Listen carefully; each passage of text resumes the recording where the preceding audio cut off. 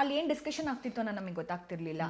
ಈಗ ಓಕೆ ನಾನೀಗ ಎಫರ್ಟ್ ಆಗ್ತಿದ್ದೀನಿ ಕುತ್ಕೊಳಕ್ಕೆ ಮಾತಾಡಕ್ಕೆ ನಿಮ್ ಜೊತೆ, ಬಟ್ ನಿಮ್ ಕಡೆಯಿಂದ ಏನ್ ಎಫರ್ಟ್ ಆಗ್ತಿದೆ? ನೀವು ಜಸ್ಟ್ ನಾಮಿನೇಟ್ ಮಾಡ್ತಿದ್ದೀರಾ, ಅವ್ರು ಯಾರ ಹತ್ರನೂ ಬರಲ್ಲ ಮಾತಾಡಲ್ಲ ಅನ್ಕೊಂಡು. ಬರ್ತಾ ಇದೀವಿ, ಕುತ್ಕೊಳ್ತಿದೀವಿ, ಪ್ರಯತ್ನ ಮಾಡ್ತಿದೀವಿ, ನೀವೇನ್ ಮಾಡ್ತಾ ಇದ್ದೀರಾ? ನಿಮ್ ಕಡೆಯಿಂದ ಏನು ಪ್ರಯತ್ನ ಅನ್ನೋದಿಲ್ಲ. ಆಮೇಲೆ ಈಗ ನಾವಿಬ್ರು ಯಾವತ್ತೂ ಯಾರಿಗೂ ಮನೇಲಿ ಹೇಳಿಲ್ಲ ದಟ್ ನಾವಿಬ್ರು ಕೂತಿದ್ದಾಗ ಯಾರು ಬರ್ಬೇಡಿ ನಮ್ಮ ಹತ್ರ ಅಂತ ಹೇಳಿಲ್ಲ. ಅವರೇ ಅಸ್ಯೂಮ್ ಮಾಡ್ಕೊಂಡಿದ್ದು, ಇವರಿಬ್ರು ಕುತ್ಕೊಂಡು ಮಾತಾಡ್ತಿದ್ದಾರೆ, ಯಾರು ಅವ್ರ ಹತ್ರ ಹೋಗೋದ್ ಬೇಡ ಅನ್ಕೊಂಡು. ಎಷ್ಟೊಂದ್ಸಲಿ ಕ್ಲಾರಿಟಿ ಕೊಟ್ಟಿದೀನಿ.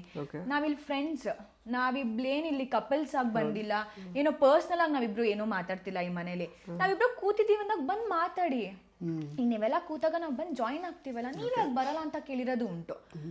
ಸೊ ಇದ್ರ ಮಧ್ಯೆ ನಾವೇನ್ ಮಾಡ್ಬೇಕಾಗಿತ್ತು? ಸೊ ಅವಾಗ ಓಕೆ ಫೈನ್, ಆರಾಮಾಗಿ ಮಾತಾಡ್ತಿರ್ತೀವಿ, ನನ್ನ ಮಾತು ಯಾರೋ ಕೇಳಿಸ್ಕೊಳೋರು ಇದ್ದಾರೆ, ನನ್ನ ಒಪಿನಿಯನ್. ಯಾಕಂದ್ರೆ ನಾನು ಎಷ್ಟೊಂದ್ಸಲಿ, ನಾನು ಈ ಸಲ ಲಾಸ್ಟ್ ವೀಕ್ ಎಲಿಮಿನೇಟ್ ಆಗಕ್ಕೆ 2-3 ಡೇಸ್ ಬಿಫೋರ್ ನಾನು ಕಾವ್ಯದನು ಏನೋ ಮಾತಾಡ್ತಿದ್ದಾಗ ನಾನು ಮಾತಾಡ್ತಿರ್ತೀನಿ.